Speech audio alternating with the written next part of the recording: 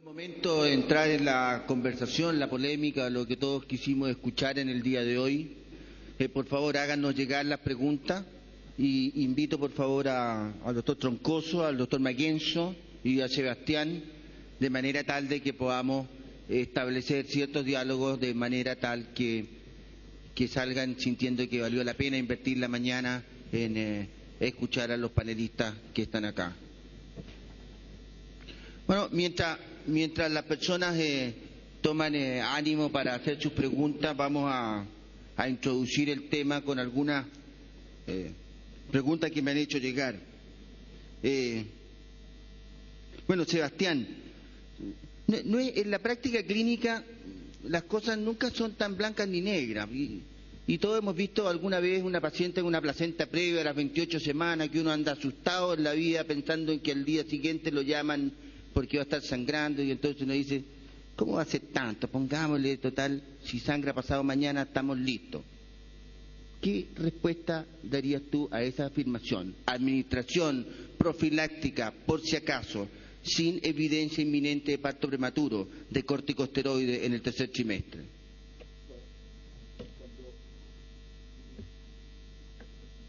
Por la rapidez de la presentación, en la diapositiva de la medicina basada en la evidencia, la medicina basada en la evidencia se compone de tres componentes. Por un lado, se compone de las publicaciones de la literatura; por otro lado, se compone de la experiencia de los clínicos; y tercero, por la situación particular de esa paciente y de los deseos. Y eso lleva a una intersección en donde está la medicina basada en la evidencia. Por lo tanto, la medicina basada en la evidencia no la administra, porque si fuera solo todo medicina basada en la evidencia, ninguno de nosotros necesitaría estar acá. Habría un computador al lado de la cama de la paciente, uno le metería las preguntas y el computador diría, revisado todo PubMed y todas las publicaciones actuales, la conducta es la siguiente. Uno obviamente tiene que tomar en consideración la experiencia, los elementos clínicos propios de la paciente para tomar la decisión. Ahora, si se va a administrar en una paciente en donde existe un riesgo potencial de parto prematuro, producto de esta paciente que tú estás describiendo, y se va a administrar solamente una dosis única de corticoide, no está demostrado, y existe muy buena evidencia que no existe efectos a corto plazo, efectos adversos a corto plazo y a largo plazo. Existen publicaciones que no las traje del Lancet, en donde tomaron los pacientes de los estudios de Liggins y algunos que lo estudiaron 40 años después y vieron las tasas de incidencia de hipertensión y diabetes. Lamentablemente los grupos de Liggins eran muy pequeños, pero estos estudios no demuestran que a largo plazo tampoco el hecho de haber dado una dosis única de corticoides tengan efectos colaterales. Por lo tanto, yo me sentiría bastante seguro, si es que existe un riesgo potencial, aunque ese riesgo no sea inminente, yo le administraría corticoides en dosis única. Fantástico. ¿Alguien quiere tener experiencia? Tenemos personas con mucha experiencia en esta sala. ¿Alguien quiere hacer algún comentario, complementar esta pregunta, complementar algo?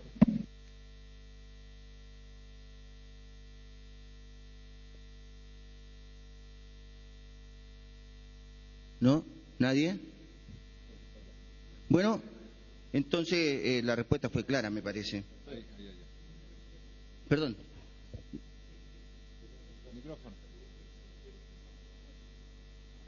Existen en farmacia varias formulaciones de betametasona. Efectivamente, dentro del servicio está la betametasona pura y la otra que es la rapilenta. ¿Existe alguna diferencia en dar una u otra?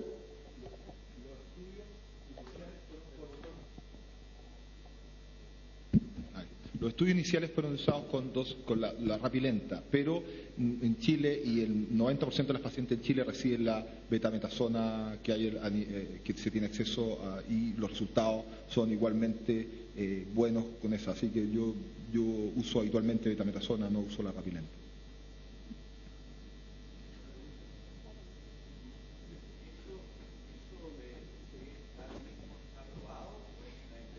No está probado, pero en el fondo para poder probarlo tendríamos que hacer un estudio que se randomizara a las pacientes a uno y otro tratamiento.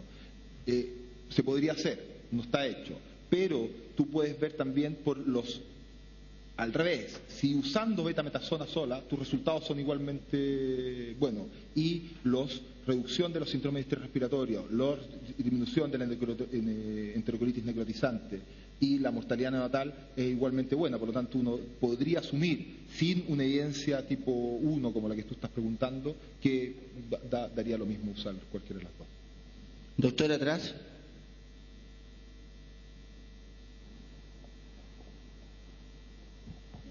Me quedó claro en la exposición de que existen evidencias que hacen muy sugerente que el uso reiterado de dosis puede generar este efecto en el largo plazo. Me quedó absolutamente claro. Y también me quedó claro que estas dosis repetitivas también podrían tener un efecto beneficioso en el corto plazo.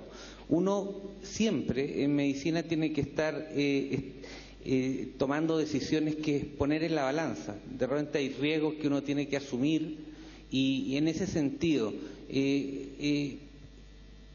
no se estableció ahí que de repente el riesgo, o sea, el beneficio de poder salvar la vida ahora y tener que seguir una dieta en el transcurso de su vida pueda ser una situación digna de evaluar.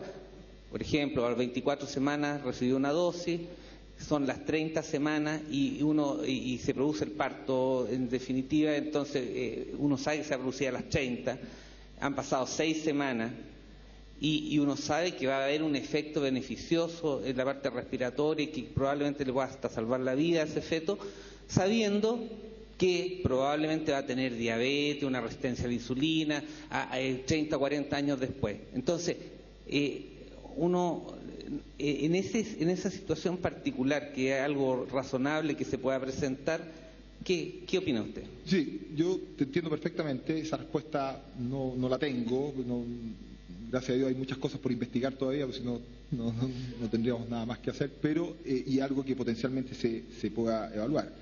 Pero hoy en día la evidencia no te apoya en el uso de dosis repetitiva. La evidencia y las recomendaciones, claramente en las distintas guías clínicas, si tú revisas la del American College de Obstetric and Gynecology y las del Royal College, no apoyan el uso de dosis repetitivas en pacientes entre las 24 y las 34 semanas. Pero Sebastián, a ver, aquí se trata de que ayudemos al doctor, porque la vida real no tiene nada que ver con los estudios prospectivos randomizados y controlados con placebo. La vida real es que uno está en la maternidad en Payaco, no conozco Payaco, es un ejemplo que mi amigo Guerra siempre saca a colación, pero uno está con una paciente a las 2 de la mañana a la cual le ha puesto corticosteroides en 2 oportunidades, tiene 30 semanas y se presenta con un trabajo de parto prematuro.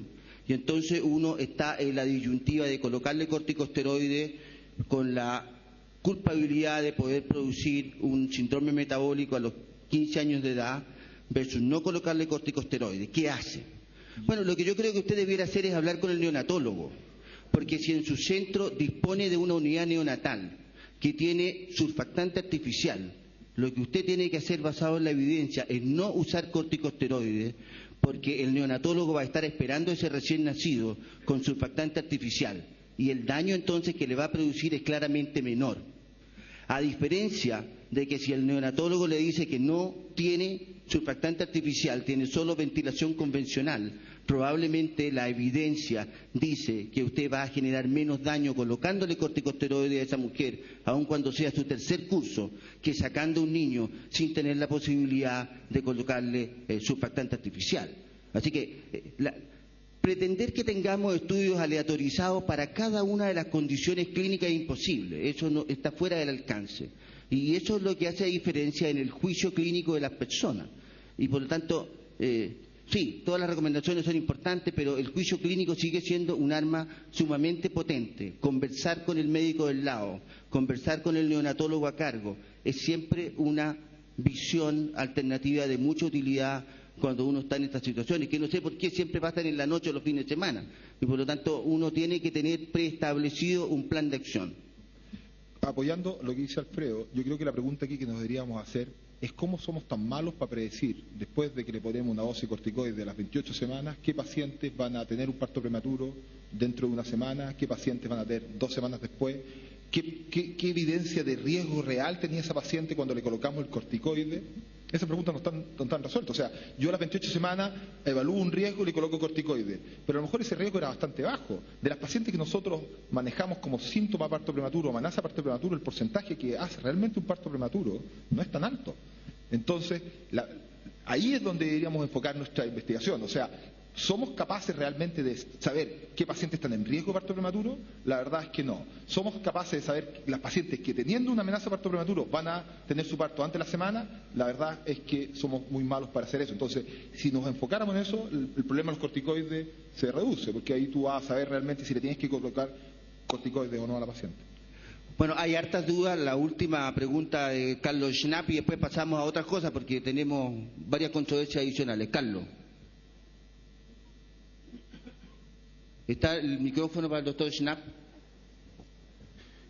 Yo quería colgarme de las dos intervenciones tuyas, Sebastián. La primera, cuando hace referencia al impacto profiláctico del uso de corticoides en una condición como la que describe, a tu comentario a la medicina basada en evidencia y al último comentario que hiciste con respecto al criterio que debe imperar en tal implementación. Cuando se partió con este tema de los corticoides, con el Prof. Liggins, uno de los elementos de juicio era justamente el periodo de latencia del efecto que se iba a administrar, lo que llevó a la iteración de dosis. Y después empezó a aparecer en la literatura lo que tú muy claramente mostraste. El punto radica es que lo que no está descrito hoy es efectivamente cuán comparativo es la fecha de administración del corticoide versus el verdadero desenlace del parto y qué impacto negativo o positivo tiene tal latencia. En ese escenario, a mí me parece que la decisión de uso profiláctico de corticoide en una sola dosis en una paciente que evidentemente presenta un mayor riesgo no es inocuo, basado en evidencia. Entonces, me preocupa que quedara un mensaje hacia la audiencia de que frente a situaciones de riesgo, como lo es por supuesto la que se ha mencionado, una conducta recomendable podría ser cubrirlas a todas. Estoy absolutamente de acuerdo contigo. Yo creo que los corticoides nos hemos acostumbrado tanto a usarlos que pensamos que no tienen ningún efecto colateral. Y eso no es así. Lo que pasa es que los efectos beneficiosos son tan potentes en los casos en que son útiles que toda la potencial efectos colaterales queda como ensombrecido, ¿ya? Sin embargo, yo creo, y afirmo, y vuelvo a reiterarlo, nosotros en donde tenemos que mejorar realmente es ser capaces de predecir qué pacientes realmente se van a beneficiar de ese corticoide, y eso no pasa por estar viendo a qué paciente le colocamos o no corticoide, sino calculando adecuadamente el riesgo real de esa paciente de tener un parto prematuro.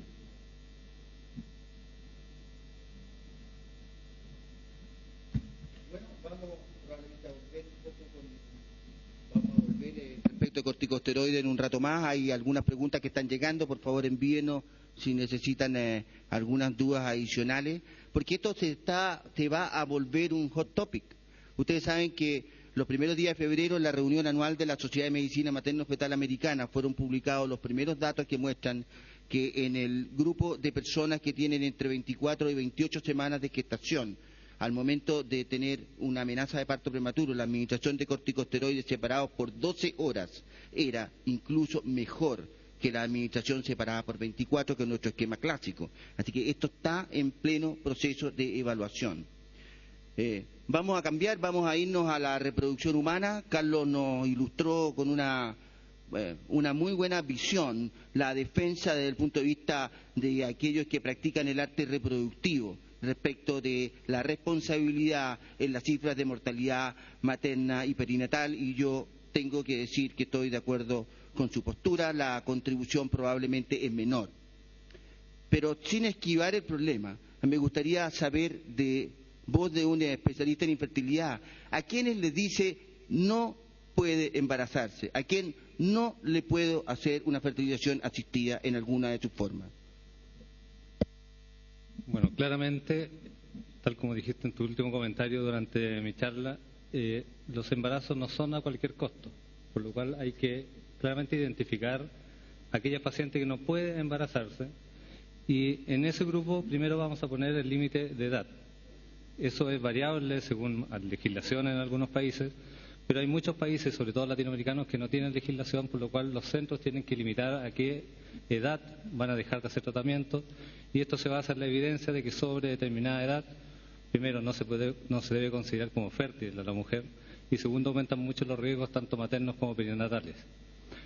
En general, la mayoría de los grupos europeos pone a los 50 años como límite, ¿ya? Hay otros grupos de distintos países que no tienen límite y hemos sabido habitualmente por la prensa, más que por publicaciones médicas, de embarazo a sobre 60 años, cerca de 70 años, principalmente parejas hindús o chinas que por motivos más bien sociales buscan embarazo a esas edades. Sobre los 50 años no debiera embarazarse, tampoco se debiese realizar ningún tratamiento a una mujer con una patología crónica descompensada. Sabemos que en este grupo de edad avanzada vamos a tener el grupo con mayor número de patologías, pero tiene que estar compensada. Si tenemos una hipertensión crónica, una diabetes descompensada u otra, cualquier alteración, aunque sea tiroidea, por decir algo más frecuente, no se debe tratar hasta que ya sea dada de alta o autorizada por su médico tratante. Lo mismo con las patologías oncológicas. Una mujer con patología oncológica no debe ser tratada hasta que esté resuelto el cuadro y autorizado desde el punto de vista oncológico. Nosotros es algo que vemos frecuentemente entre comillas, que nos llegan pacientes con cáncer de mama a vitrificar óvulos y ya algunas han vuelto a los 2 años para ver si pueden utilizar esos óvulos para embarazarse.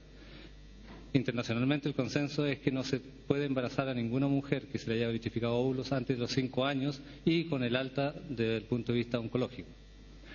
Y hay obviamente el resto de indicaciones como las conocemos todos, probablemente una mujer con una hipertensión pulmonar no puede ser embarazada independiente de cómo consulte. Pero en general son patologías crónicas descompensadas, patologías oncológicas no tratadas, patologías psiquiátricas tampoco no tratadas, que también deben estar dentro de nuestra evaluación, y el límite de edad debe ser según cada país o cada centro, pero no debiese ser más allá de los 50 años, según la evidencia disponible.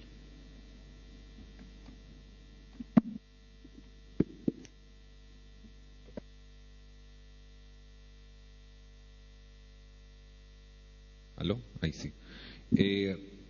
Volviendo un poquito a la charla que se realizó respecto a aborto recurrente, mujeres absolutamente descompensadas, tanto en la parte metabólica y endocrinológica también, no debieran embarazarse. Más mujeres con índice de masa corporal sobre 30 tampoco debieran embarazarse. Son mujeres en las cuales, si uno las enfoca de un punto de vista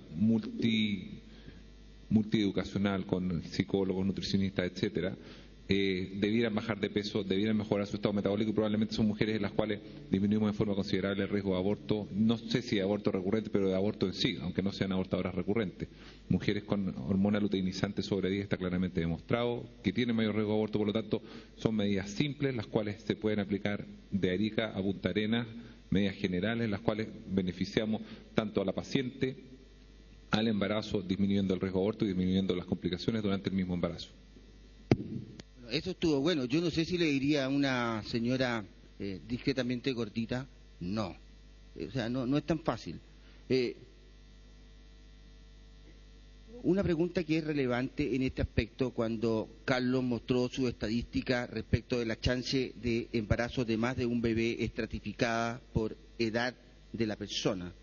Mostró cifras de hasta un 50% de embarazo gemelar, lo que en ausencia naturalmente de gemelos originados en un huevo, lo que es extraordinariamente infrecuente, se debe a la colocación de más de un embrión en la cavidad uterina. Y la pregunta es entonces, ¿cuándo colocan un embrión? O, si lo quieren más fácil, ¿cuándo colocan 2? Porque si hay el 50% de gemelaridad, quiere decir que estamos colocando la mayor parte de las veces 2. En los últimos años ha habido 2 grandes tendencias en medicina reproductiva. Uno es la estimulación mínima, que es tratar de ir hacia lo más fisiológico. La escuela más antigua reproductiva trataban de obtener muchos óvulos para tener muchos embriones y con eso aumentar la probabilidad de embarazo, también basado en que tenían una tecnología y toda una metodología de trabajo muy ineficiente. Eso ha cambiado en el transcurso de los años. Cada vez los laboratorios de medicina reproductiva son centros más avanzados con tecnología de vanguardia y que dan mejores tasas de gestación en sus tratamientos. Por lo cual ya no es necesario tener una gran cantidad de óvulos para poder obtener un embarazo. se ha visto que a los óvulos no les gustan las gonadotropinas en exceso. Entonces, en vez de dar dosis de 450 unidades que se dan hace mucho tiempo, y se daba principalmente a las que producían pocos óvulos, tenían pocos óvulos, le aumentaban la dosis para que tuviera más óvulos. Actualmente, la paciente con pocos óvulos se le baja la dosis para ir a buscar 1 o 2 óvulos y no dañan la calidad de ellos. Con eso, obtener 1 o 2 embriones y con ello ir a buscar embarazo. Por eso ha sido el primer gran cambio, es obtener pocos óvulos para hacer lo más eficiente posible el tratamiento, y un objetivo actualmente es, en lo posible, no criopreservar embriones. El criopreservar embriones no es objetivo del tratamiento. Al tener solamente pocos embriones voy a transferir 1 o 2, y ahí tengo que considerar el hecho de que si la paciente quiere o no quiere criopreservar embriones, que es una decisión que tiene que tomar ella. Si no quiere criopreservar embriones, obviamente yo no puedo generar embriones para criopreservación y tengo que ir con un máximo de 1 o 2 óvulos. Obviamente yo no puedo tener la certeza de que si saco 2 óvulos, los 2 no van a fecundar. Si fecundan los 2, se desarrollan los 2, tendría que terminar transfiriendo los 2. Por lo tanto, el primer gran cambio es disminuir la estimulación. Y el segundo gran cambio y sugerencia es que en todas las pacientes debiese transferirse un solo embrión. A eso debiese ir actualmente, y de hecho la evolución de nuestro grupo es que hace 10 años transferíamos una media de embriones transferidos era 2.4 y actualmente va en 1.6. Estoy absolutamente de acuerdo, pero hay que compensar las dos posturas, criopreservar versus riesgo de embarazo gemelar, cuando tienes 1 o 2 embriones disponibles. ¿Y la vitrificación de ovocitos? Sí, la vitrificación de ovocitos es lo que se le da como alternativa a estas pacientes, porque efectivamente cuando yo estimulo a una mujer, por ejemplo, de 35 años, aunque la haga con dosis mínima, voy a obtener probablemente unos 6, 8 óvulos. ¿Qué se hace con esta paciente que no quiere criopreservar? Se le recomienda trabajar con 2 o 3 óvulos y criopreservar el resto como óvulos. Si ella le va bien en su tratamiento, no quiere volver a embarazarse, esos ovocitos se pueden eliminar, como también se eliminan las muestras de semen de cualquier banco, lo cual nunca fue cuestionado hasta que se pensó en eliminar obviamente ovocitos. Pero eso es factible de hacer y es algo que nosotros hacemos. Y nuestra sociedad todavía es una sociedad bastante conservadora de distintos puntos de vista y es una alternativa que la encontramos muy válida para las pacientes. Estupendo. Pregunta, ¿alguien quiere saber algo acerca de los misterios de la fertilidad? Esto es una buena oportunidad de estar con Carlos aquí para que nos conteste todas las dudas. ¿Nadie? Bueno, mientras piensan, entonces vamos a entrar en el paso siguiente, aborto temprano.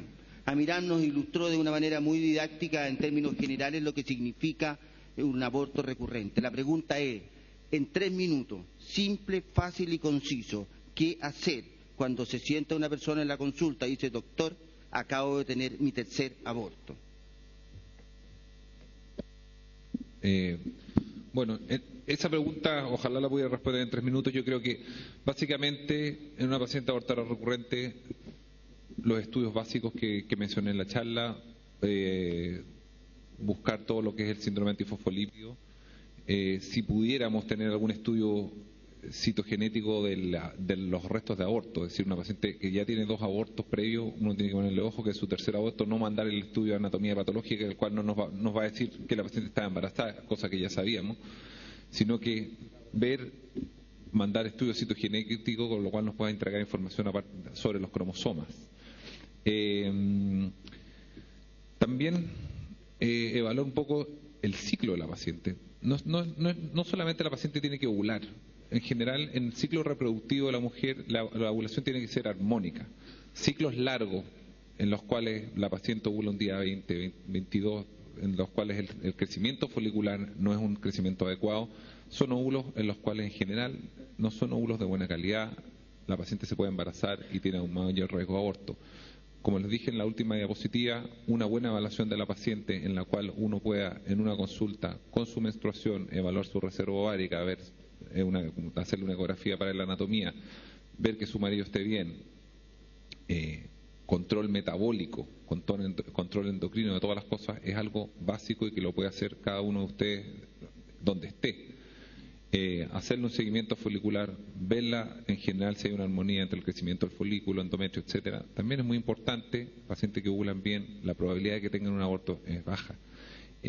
complementando, por supuesto, con todos los exámenes que hemos visto. Si existe alguna alteración, como dije, cromosómica, el estudio a los padres, y a pesar de que no hagamos nada en estas pacientes, yo creo que tenemos la chance de que un 70% de ellas se va a embarazar.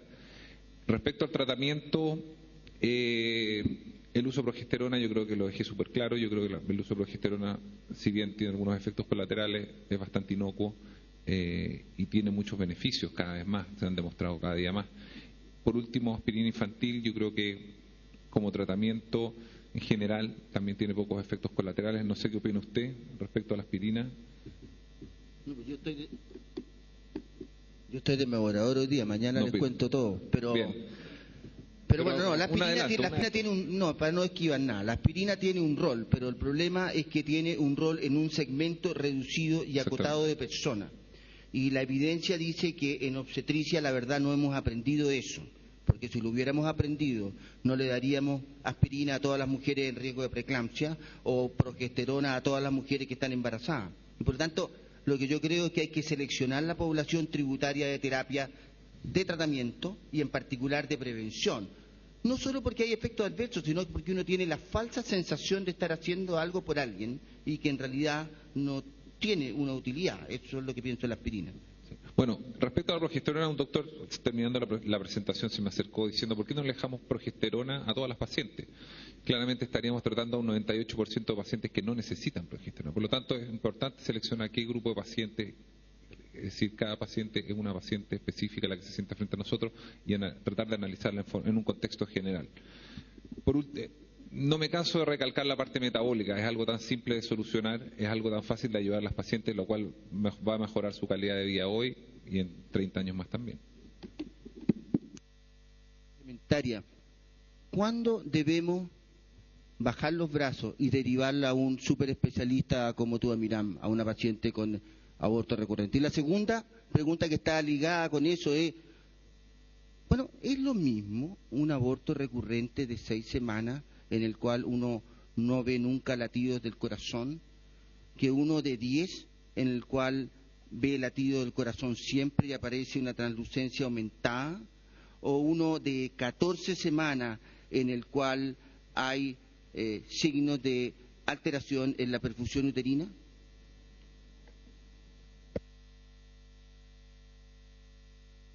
Bueno, respecto a la primera pregunta, yo creo que ¿cuándo derivar?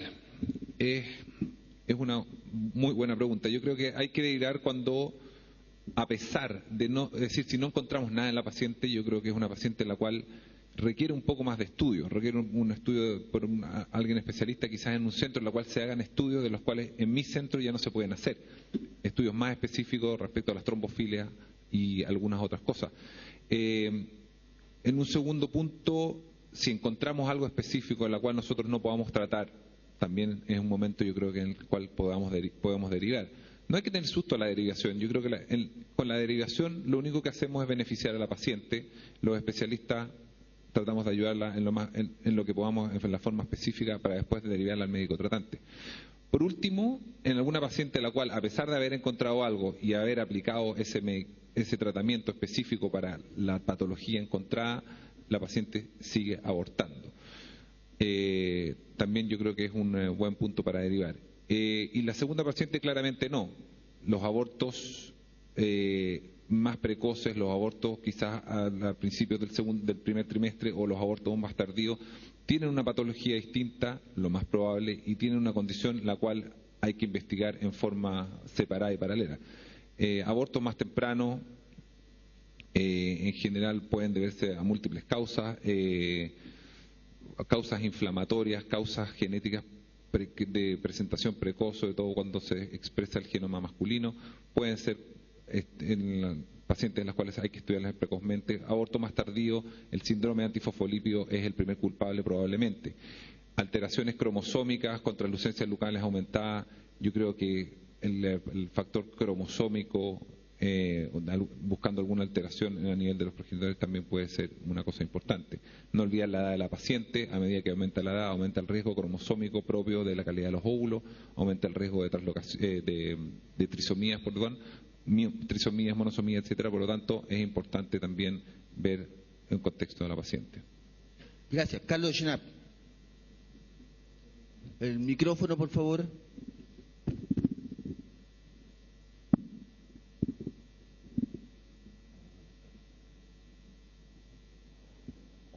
Gracias. A mí me preocupó tu propuesta con respecto a cariograma y nuevamente con respecto a la audiencia que tenemos. Si nosotros nos concentramos en las gestaciones perdidas antes de las 8 semanas, por poner un límite donde se concentran por lo demás la inmensa mayoría de ellas, nosotros sabemos por definición de que entre un 50 y un 70% van a ser anomalías numéricas o estructurales cromosómicas. La inmensa mayoría de ellas son de novo. Y por ende, si además estudiamos a los progenitores, la probabilidad de encontrarnos con cariograma normal en los progenitores es altísima. Entonces, es un poco preocupante porque yo entiendo lo difícil que es el manejo de la situación, pero hacer una propuesta proactiva, sabiendo además que la accesibilidad en el medio a laboratorios que estén en capacidad de reproducir cariogramas de bandeo, por lo menos, es baja. Es muy preocupante.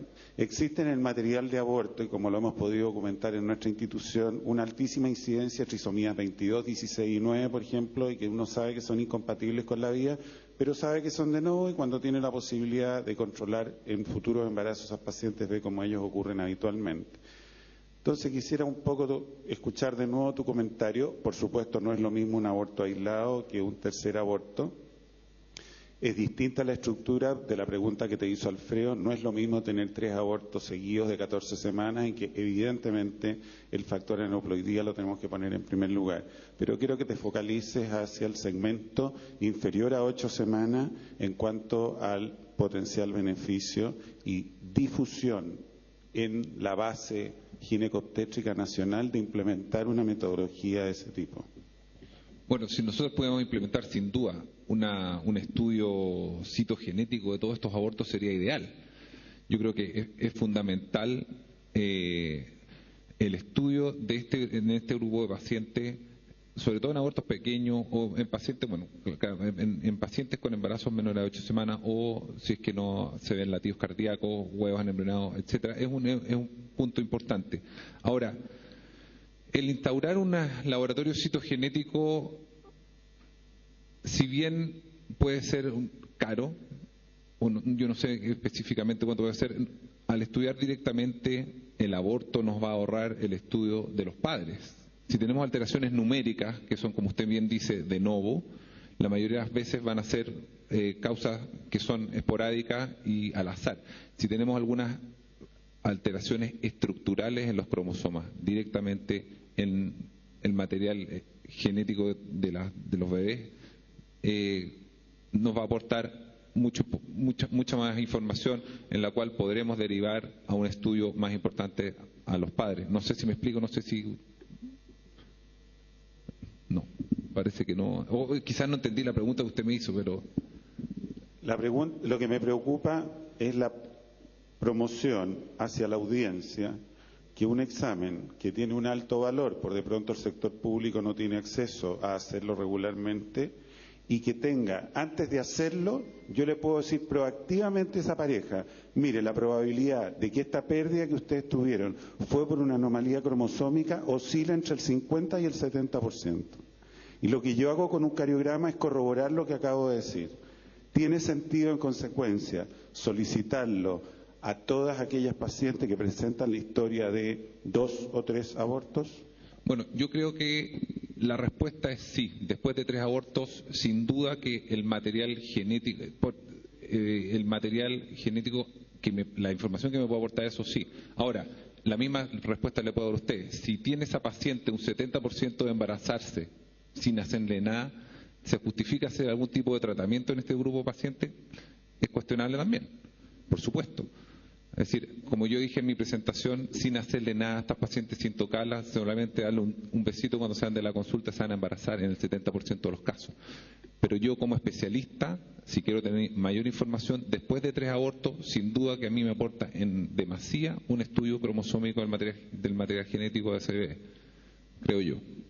Pero como usted bien dice, el 70% de los abortos en todo tipo de pacientes, sobre todo pacientes mayores, va a ser una causa de novo por alteraciones estructurales. alteraciones numéricas de la guagua. Pero bueno, dos cosas, dos precisiones en realidad, porque esto es un área que está cambiando en forma muy activa. El paradigma clásico de estudio genético contando el número de cromosomas o viendo si un segmento de 10 kilobases está duplicado o está faltante, es la verdad una sobresimplificación de lo que es las anormalidades genéticas y su impacto reproductivo. Aparecen recién en febrero de este año los primeros datos con hibridización genómica comparativa en grandes números de personas con aborto recurrente. Y lo que está pasando es que en el 60 o el 65% de esas personas, la hibridización genómica comparativa, que permite explorar segmentos de hasta 500 bases y por lo tanto saber si hay delecciones o no de algunos genes específicos, podría ser una herramienta de ayuda. Y digo que podría ser una herramienta de ayuda porque están recién las primeras series de alrededor de 3.000 personas y todavía falta más experiencia para saber cómo utilizar la información, porque el tener anormalidades en 10 o más genes no necesariamente significa que eso fue lo que generó el aborto. Así que esto está cambiando. Y lo segundo que está cambiando es este paradigma clásico que ha repetido el doctor Mayenzo respecto de que el 70% de las pacientes con aborto recurrente se embarazan solas y se mejoran sin que el doctor haga nada. Bueno, cuando uno revisa los datos de donde esa información sale, encuentra que en realidad no es así. No es así en el sentido de que hay un grupo de pacientes que han recibido lo que en la literatura se ha dado en llamar tender loving care, y que es un control obstétrico o médico frecuente, cercano y riguroso en el grupo de población en el cual no se hacía nada. Y lo que ocurrió y que fue descrito en la década de los 80, y es lo que se refiere a Miram, fue recientemente testeado en modelos dobles ciegos prospectivos randomizados, en el cual grupos de poblaciones no se les hizo nada y se les hizo un control obstétrico rutinario, y a otro grupo de personas se les hizo un tender loving care, que significa control frecuente, ver crecimiento del embrión, tener cercanía con la paciente, y a un tercer grupo, de hecho, se les hizo medicina no convencional, acupuntura en particular. Y lo que estos datos muestran es que cuando hay control convencional, no tender loving care, las tasas de mejoría espontánea en pacientes con aborto recurrente son del 35%. Cuando hay tender loving care llegan al 68%, y cuando al tender loving care se le adiciona la acupuntura llega al 72%.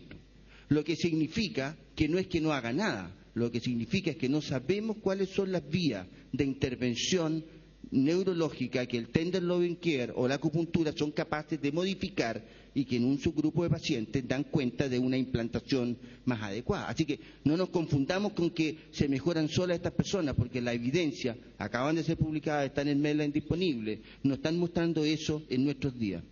Ahora, tenemos, no sé si quería agregar algo, Miram.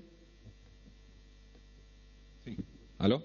Sí, yo creo que el no hacer nada no es lo que uno quiere expresar, la verdad.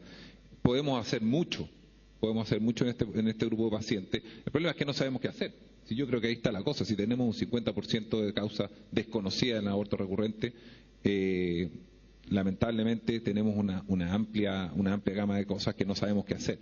Ahora, refiriéndose al trabajo que usted acaba de mencionar, yo creo que en este grupo de pacientes, como no me canso de repetir, podemos hacer mucho. Podemos estar junto a ellas, como le digo, podemos mejorar sus condiciones metabólicas para tratar de evitar el aborto. Entonces hay mucho que hacer, si no es nada que hacer, y hay mucho que hacer. Mejorar su condición metabólica, mejorar su ovulación, son cosas que definitivamente disminuyen su riesgo de aborto.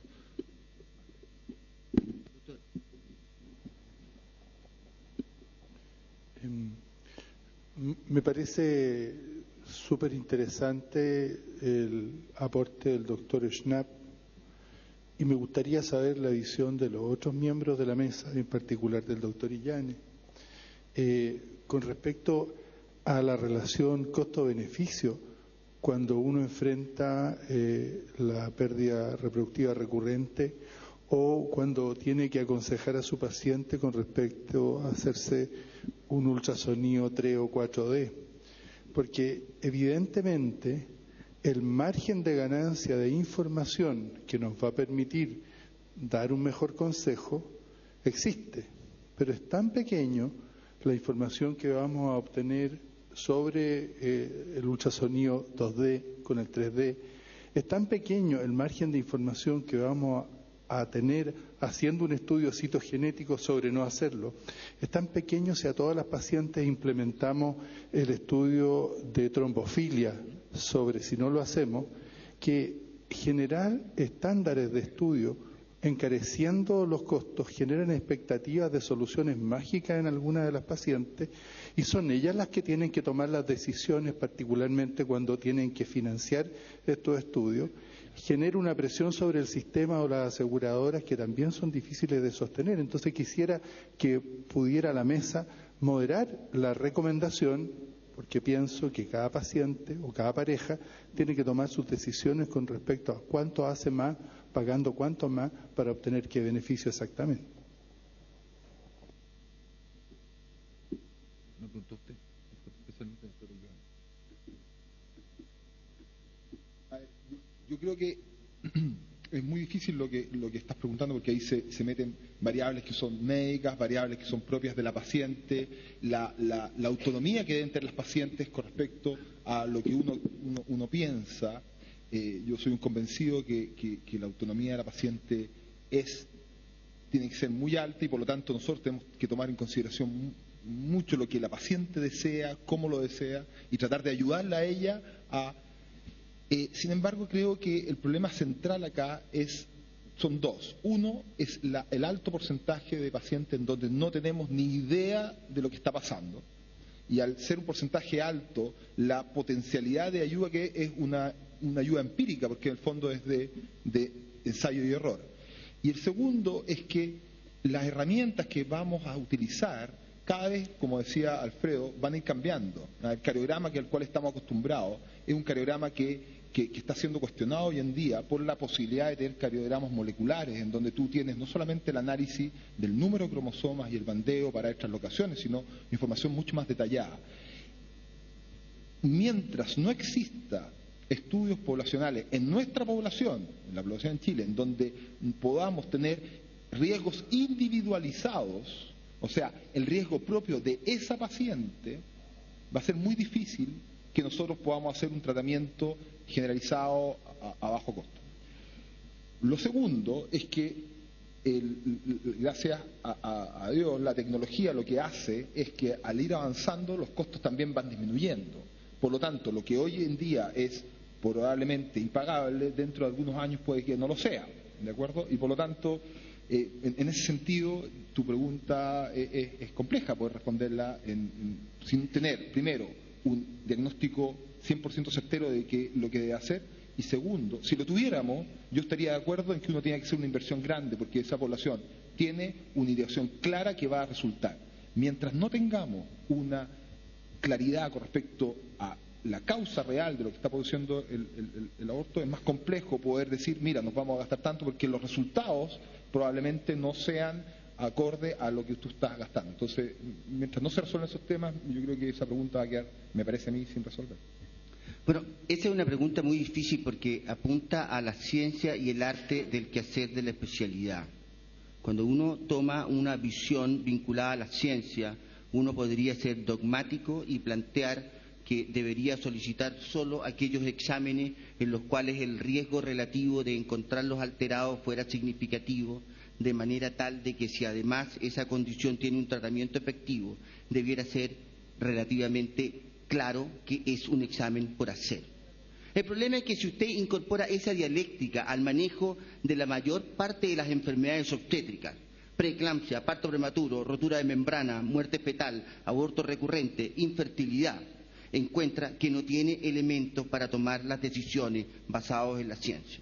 Y por lo tanto usted tendría que decir que renuncia a la especialidad y se dedica a la parte ginecológica, donde probablemente hay más evidencia en el uso de otros medicamentos como el control del ciclo menstrual.